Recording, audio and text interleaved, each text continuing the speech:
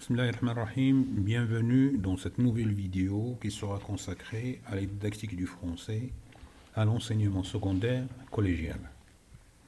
Alors dans cette vidéo, je vais essayer de parler un peu des compétences pédagogiques qu'on vise à réaliser avec nos élèves au secondaire collégial.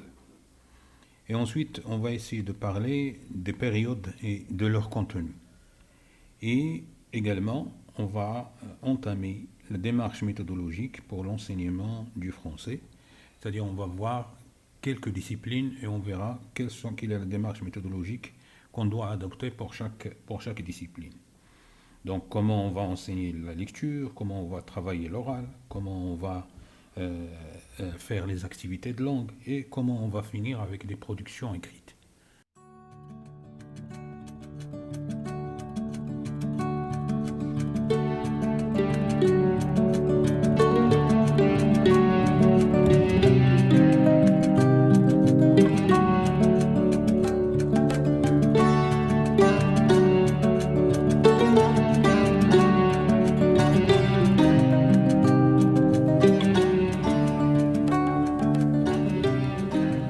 Alors, avant de commencer, je tiens à signaler que cette vidéo est venue suite à la demande de plusieurs des abonnés qui ont demandé une vidéo ou bien deux sur l'enseignement du français au collège ou bien au secondaire.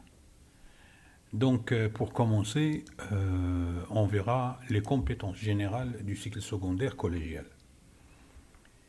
L'enseignement du français, normalement, il vise à doter l'élève d'une compétence de communication, c'est-à-dire la capacité à comprendre et à produire des énoncés de longueur variable, cohérente et pertinente par rapport à la situation de leur compréhension et leur production. Et comme je l'ai déjà signalé dans les vidéos précédentes, que l'enseignement d'une langue vise les 4 compétences. La production, la compréhension de l'oral et la production de l'oral, et la compréhension de l'écrit et la production de l'écrit. Et si on arrive à créer chez l'élève, à construire chez l'élève cette compétence, on pourra dire qu'on a bien réussi l'enseignement d'une langue. Alors lorsqu'on parle de la réception de l'oral, c'est-à-dire écouter, l'élève, il peut appréhender le contenu et le message d'une conversation où le langage utilisé est clair et usuel, c'est-à-dire il va comprendre. Il peut comprendre l'essentiel des émissions de radio, de télévision, sur l'actualité ou sur des sujets d'ordre général. Donc ça, c'est, si vous voulez, recevoir l'oral et le comprendre. Et également, produire l'oral. Produire l'oral, c'est-à-dire parler, c'est-à-dire communiquer. Donc il peut prendre part à une conversation ou à un débat sur un thème général, dans un langage simple et usuel. Il peut exprimer son point de vue d'une manière claire, en le justifiant si nécessaire. Et si on parle de la réception de l'écrit, là c'est la 3e compétence, c'est-à-dire lire. Il peut comprendre des textes rédigés dans un langage, dans une langue usuelle. Il peut comprendre des lettres personnelles ou administratives. Il peut comprendre des messages rédigés dans un langage clair et usuel. Il peut percevoir également le sens d'un texte littéraire contemporain, comme roman, nouvelle, pièce de théâtre, poème, etc. Et lorsqu'on parle de la production de l'écrit, qui est la 4e compétence, c'est l'élève, il peut écrire des lettres administratives, par exemple, des lettres personnelles, à utilité pratique dans sa vie quotidienne. Il peut écrire un texte simple et cohérent. Il peut rédiger un texte ou article de journal pour exprimer son point de vue ou le justifier. Maintenant, si on veut parler des périodes et leur contenu, la période organise les apprentissages de manière progressive et convergente, c'est-à-dire qu'ils convergent vers un point bien déterminé. Ces derniers sont articulés au moyen des entrées suivantes. Alors on verra une entrée par genre, et une entrée par compétence, et les entrées par le domaine, par domaine d'apprentissage. Et dans cette entrée par domaine d'apprentissage, c'est là où on verra les démarches méthodologiques pour l'enseignement des disciplines qui sont programmées pour le collège. Alors, on commence par l'entrée par genre. L'entrée par genre, le genre d'abord, c'est une convention discursive. À partir d'un genre connu, par exemple d'écrire, on propose le développement d'une compétence autour de cette unité générique, autour de la description. C'est-à-dire par exemple d'écrire pour convaincre, d'écrire pour informer. Et ce qu'on voit là, c'est que d'écrire, c'est un genre. Convaincre, c'est une compétence. Donc là, si vous voulez, il y a une sorte d'assemblage entre le genre littéraire que nous sommes en train d'étudier et une compétence communicative qu'on veut réaliser. Donc on décrit, pourquoi? Pour informer, pour réaliser une compétence bien déterminée. Le genre retenu, donc les formes simples du récit, il s'agit de formes simples au niveau du discours, variées sur le plan des supports, par exemple la presse écrite, le conte, la nouvelle, la bande dessinée, l'affiche, etc. Si on prend par exemple la presse écrite, il utilise une description, mais dont le but est d'informer. Le conte, il utilise la description, il utilise la narration, mais dont le but c'est d'informer. La nouvelle, la même chose. La bande dessinée, la même chose. L'affiche, il utilise le genre de description, mais c'est pour informer. Donc voilà, on voit que les formes du récit sont différents, mais l'objectif et la compétence est presque la même. Le narratif et le descriptif. Le narratif et le descriptif, ça c'est lors de la première période. C'est une période où il est question de montrer aux élèves, ou bien de montrer aux élèves le fonctionnement, de montrer aux élèves le fonctionnement des discours où peuvent se mêler des genres différents et complémentaires. C'est-à-dire, dans un seul texte, on peut trouver le narratif et le descriptif. Même si vous voyez maintenant dans la plupart des romans, on trouvera rarement des textes qui sont exclusivement narratifs ou bien exclusivement descriptifs. C'est très rare. Toujours, il y a une dominance d'un genre, d'un type, mais le narratif, il est toujours accompagné d'un autre genre. C'est-à-dire, on peut raconter en même temps d'écrire. Par exemple, lire les médias, c'est un cadre général où peuvent se mêler les genres des discours différents. Il y a l'éditorial, il y a l'article, il y a le fait divers, il y a le reportage, il y a le courrier des lecteurs, etc. Le texte théâtral, par exemple, une pièce de théâtre, étant initialement destinée à être jouée, il est préférable que le texte proposé aux élèves soit étudié et analysé dans cette perspective. La correspondance, ce sont des écrits fonctionnels, correspondance personnelle, littéraire, administrative, conventionnelle. Et là, vous verrez les compétences apparaître. Si j'écris une lettre personnelle, mon objectif, c'est d'informer. Si j'écris une lettre administrative, mon objectif, c'est de convaincre, etc. Donc, le genre que je vais utiliser, il est toujours suivi par une compétence que je veux réaliser. Le récit de vie, qu'il s'agisse de la biographie, l'autobiographie, le journal intime ou des mémoires, on accordera une certaine importance à la manière dont on aborde la narration ou la description, les sentiments, les souvenirs, les faits, etc. Maintenant, l'étude d'une œuvre, c'est en quelque sorte l'aboutissement du parcours d'occasion, voir fonctionner différents genres et différents discours. Lorsque nous sommes devant une œuvre, on pourra trouver tous les genres que nous avons étudiés, tous les différents discours que nous avons étudiés. On peut trouver le narratif, on peut trouver le descriptif, et on peut trouver les compétences qu'on veut réaliser. Maintenant, lorsqu'on parle de l'entrée par compétence, c'est elle qui représente effectivement la compétence générale du cycle. C'est-à-dire, en fin de compte, on n'étudie pas tout ce qu'on étudie pour lui-même, on l'étudie pour la réalisation d'une compétence bien déterminée. car c'est vers elle que devraient converger les 6 compétences globales, qui est répartie entre les 6 périodes des 3 années qui composent ce cycle, c'est-à-dire le cycle collégial. Lorsqu'on parle ici des 6 périodes, on parle de 2 périodes par an. 2 périodes par an. En première année, 2 périodes, en deuxième année, 2 périodes, et en troisième année, 2 périodes, c'est-à-dire les 6 périodes des 3 années qui composent le cycle. Les formes simples du récit, le narratif et le descriptif, ça c'est une forme, les médias, le théâtre, le récit de vie et la correspondance, et une œuvre romanesque. C'est-à-dire qu'on va finir avec une œuvre romanesque, c'est comme si on veut faire une liaison avec le lycée, avec l'enseignement secondaire qualifiant. Alors, on arrive maintenant à l'entrée par les domaines, les domaines d'apprentissage. Et c'est là où on arrive au volet pratique. C'est-à-dire là, on va entamer la démarche méthodologique ou bien les démarches méthodologiques pour l'enseignement des disciplines. Et on va commencer par la lecture. Lire au collège, les élèves devraient avoir atteint la compréhension immédiate des mots et des phrases, saisie du thème et du propos global d'un texte. Ça, c'est normalement comment l'élève doit-il arriver au collège. Il doit arriver en ayant la capacité de comprendre immédiatement des mots et des phrases.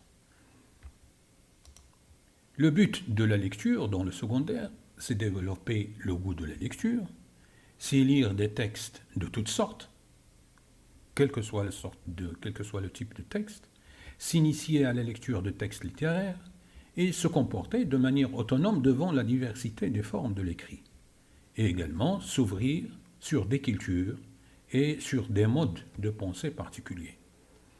Ce qui explique que dans le collège, on peut trouver des textes qui parlent de civilisation, qui parlent d'autres cultures que la culture marocaine. Et également contribuer à former une vision du monde en accord avec les finalités éducatives.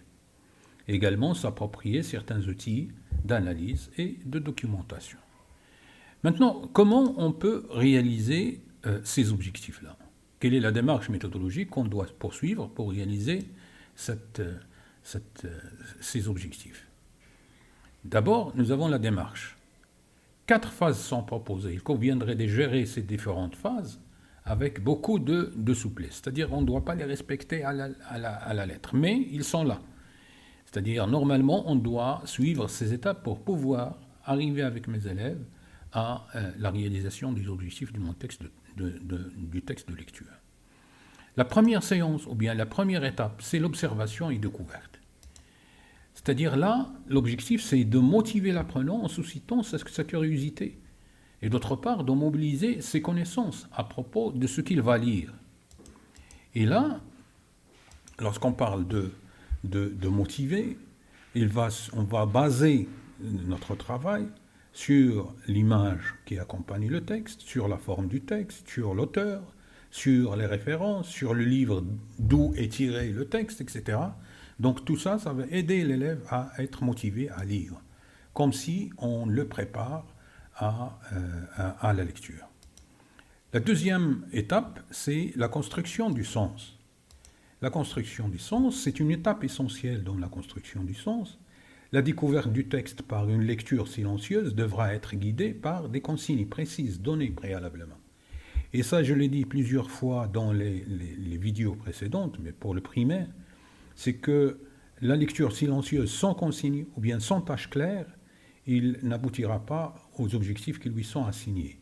Donc pour réaliser les objectifs de la lecture silencieuse, il est toujours judicieux de donner une tâche avec. Je demande à l'élève de lire silencieusement le texte, et par exemple, et de dégager quelles sont les actions entreprises par le héros du texte, par le personnage principal du texte, de dégager le lieu, de dégager le moment où s'est déroulée l'action, etc. Après cette découverte préliminaire du texte, l'élève est appelé à interroger le texte pour en construire le sens.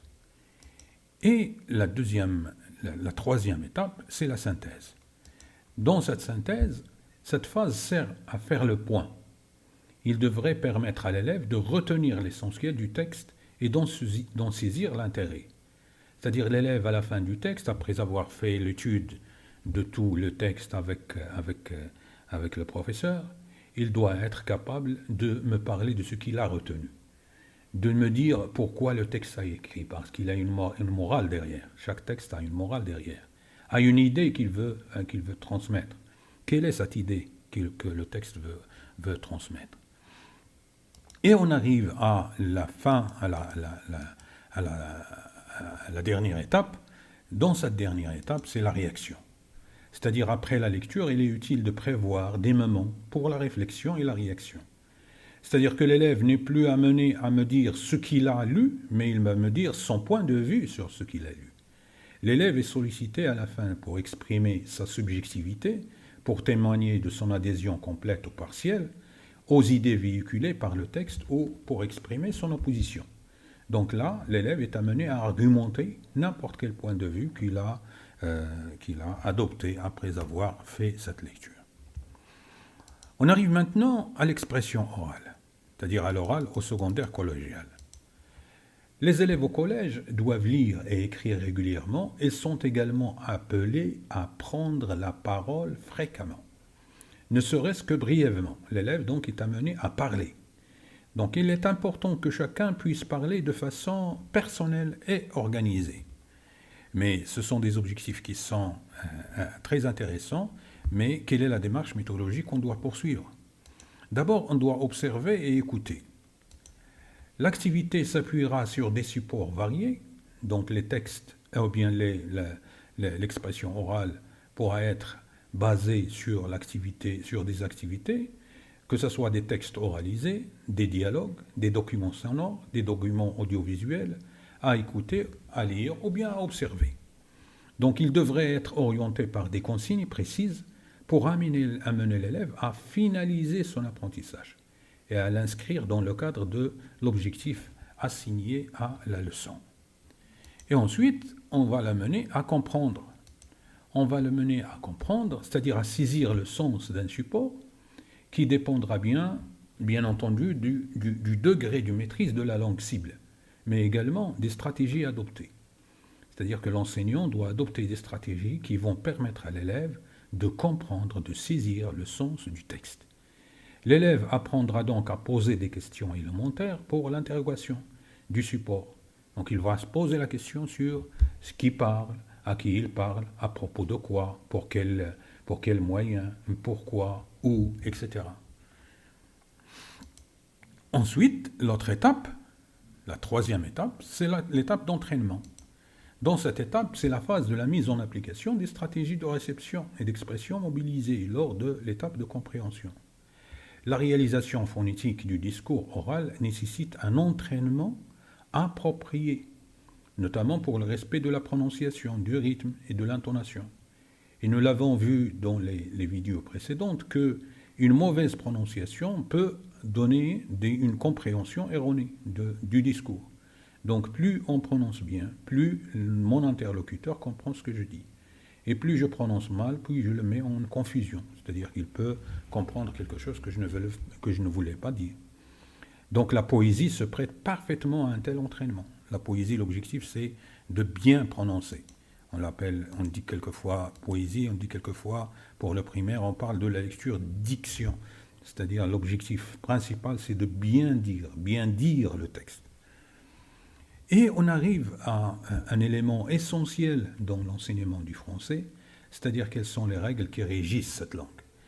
Les outils de langue n'ont de signification pour l'apprenant que dans la mesure où ils favorisent le passage de la position d'un lecteur à celle d'un scripteur pouvant commencer à s'exprimer grâce aux outils acquis dans les formes discursives ciblées. Le lien entre les outils de langue et les pratiques d'expression, lecture, écriture, orale, doit donc être un souci permanent pour l'enseignant. Et là, je reviens toujours à ce que nous avons déjà vu dans les vidéos précédentes, c'est qu'une activité de langue n'a de sens que si l'élève arrive à l'utiliser dans des situations de communication bien déterminées. Donc il ne s'agit pas de faire mémoriser mécaniquement un contenu linguistique par le biais d'exercices standardisés, mais de considérer la langue dans son fonctionnement et de l'utiliser dans des activités.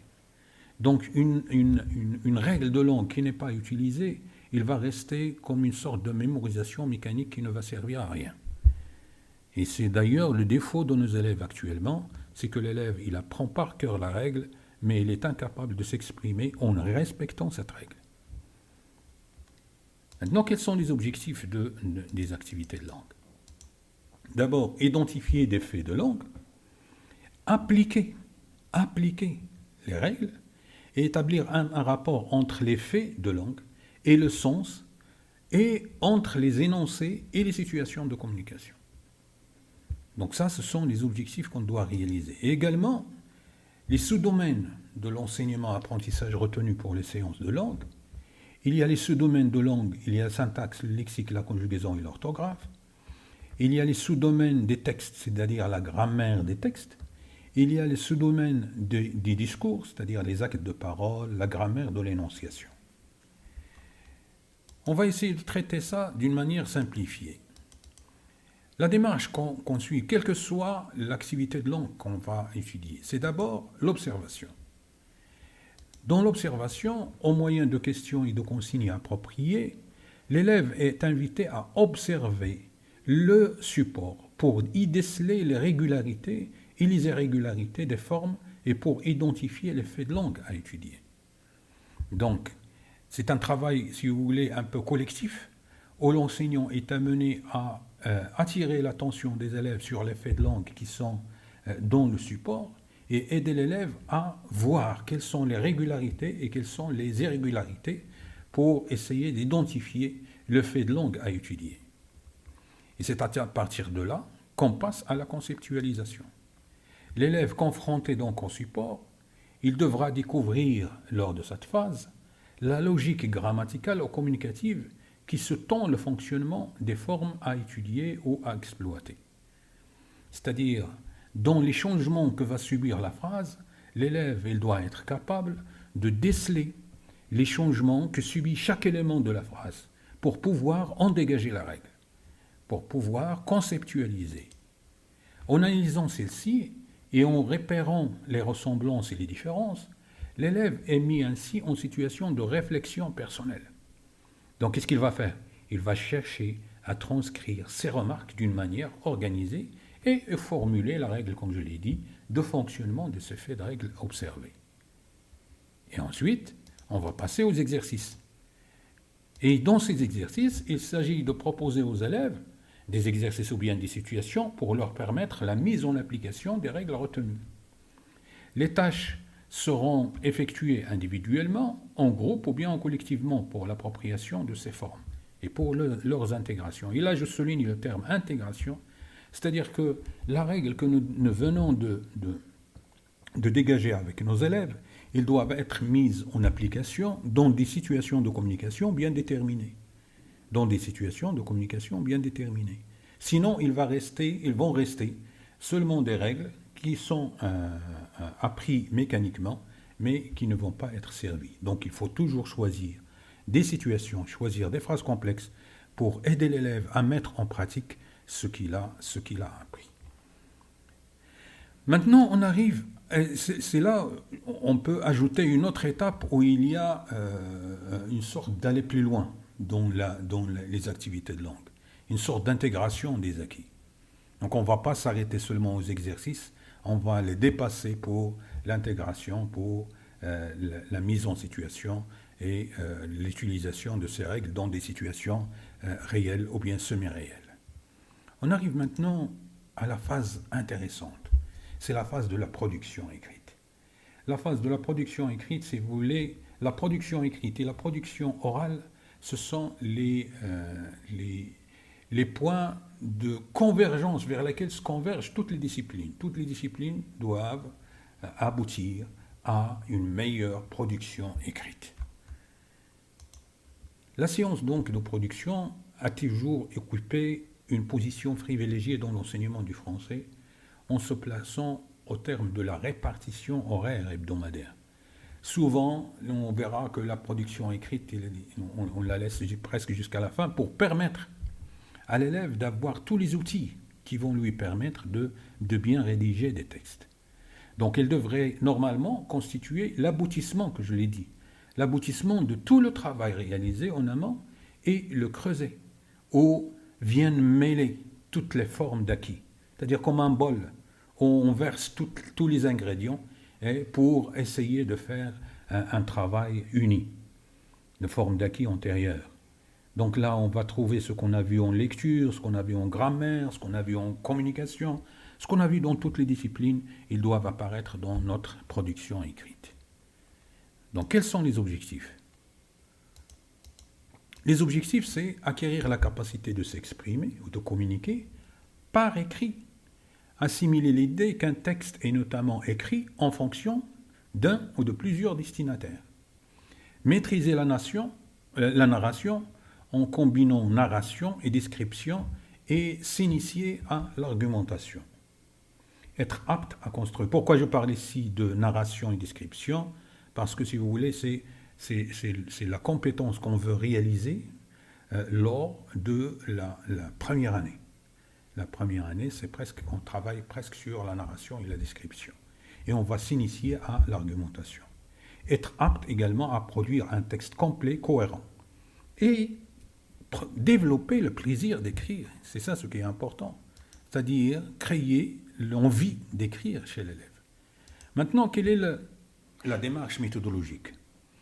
Comme nous l'avons vu dans toutes les disciplines de langue, la première étape, c'est l'étape d'observation. Le support est généralement un texte qui s'apparente au genre étudié dans la séquence et dans la lecture. Il doit être orienté par des consignes claires et précises. On arrive à la compréhension. Dans cette compréhension, la lecture du support vise la saisie du sens et l'appréhension de la structure textuelle sous-jacente, c'est-à-dire, je dois montrer à l'élève quelle est la structure poursuivie par l'écrivain pour écrire le texte, pour rédiger ce texte. Et des questions et des consignes dirigent la recherche, que ce soit un travail individuel ou bien collectif. Par quoi il a commencé, quels sont les éléments qui font partie du texte, comment il a fait la jonction entre les idées, quels sont les adjectifs qu'il a utilisés s'il s'agit d'un texte descriptif, comment l'agencement des idées, comment l'évolution des idées, etc. Donc il s'adresse directement à l'élève et lui permet de réfléchir sur les moyens linguistiques et discursifs utilisés dans le support. On arrive maintenant à l'entraînement. Lors de l'entraînement, c'est un moment d'entraînement individuel pour le réemploi des moyens et de modèles étudiés ou repérés dans le support. C'est-à-dire, dans l'entraînement, l'élève va essayer de faire comme l'auteur, comme le texte qu'il a déjà vu, en essayant de prendre quelques éléments du texte et va essayer de faire des productions en essayant d'appliquer ce qu'il a appris lors de la compréhension. Donc la production individualisée est relativement contraignante parce que limitée par les modèles présentés pour l'entraînement. L'élève est appelé après à s'exprimer librement pour la production d'un texte répondant aux exigences des compétences visées. L'objectif étant l'entraînement à l'écrit, le professeur donc accordera l'importance qu'il faut au traitement des sujets de production écrite en classe à partir d'une consigne.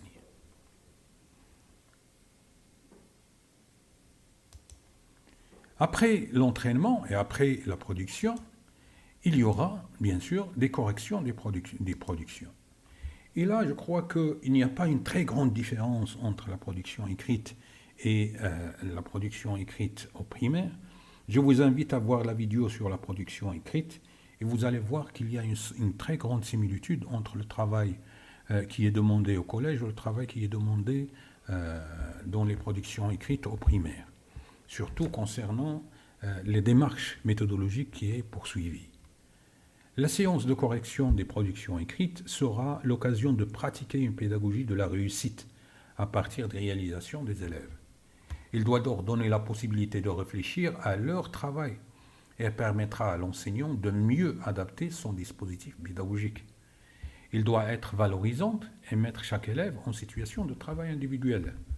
C'est-à-dire on doit travailler sur une pédagogie d'encouragement et non une pédagogie de mettre en relief les erreurs. Notre objectif, ce n'est pas de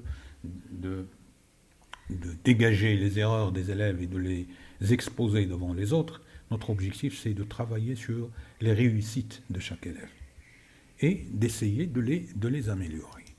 La correction, donc, pour remplir toutes ces fonctions formatrices et pédagogiques, devrait-elle doter l'élève de 3 compétences essentielles. La compétence linguistique, c'est-à-dire la grammaire, la conjugaison et la morphosyntaxique, et méthodologique orientée vers les stratégies intellectuelles et les opérations logico-sémantiques, et docimologique, c'est-à-dire axée sur la clarification des items et la clarification des items, des consignes. C'est pourquoi même dans la correction, si on essaye d'intégrer l'élève dans sa propre correction, ça sera mieux. Ça veut dire on va lui donner les critères de la correction, on va laisser l'élève découvrir lui-même ses propres erreurs. Et ainsi, il va procéder à une auto-évaluation et une auto-correction qui aura un impact plus positif que si je lui souligne les erreurs et je lui demande de les corriger. Donc un travail où l'élève prend conscience de ses propres erreurs, mieux qu'un travail où on lui impose une certaine correction. Une réflexion sur les difficultés des apprenants permettrait une remédiation adéquate. On va décrire l'erreur, on va l'analyser, on va comprendre l'origine, aiderait à proposer des activités régulatrices efficaces. Et même si l'enseignant prend les copies et les corrige, il va essayer de savoir quelle est l'origine de l'erreur, au lieu de dire que ce mot il ne s'écrit pas comme ça, ou bien cette phrase elle est mal formée, ou bien... Au lieu de dire ça, il va essayer de chercher pourquoi l'élève a fait cette erreur. Et en cherchant, il va aider l'élève à trouver lui-même sa propre voie.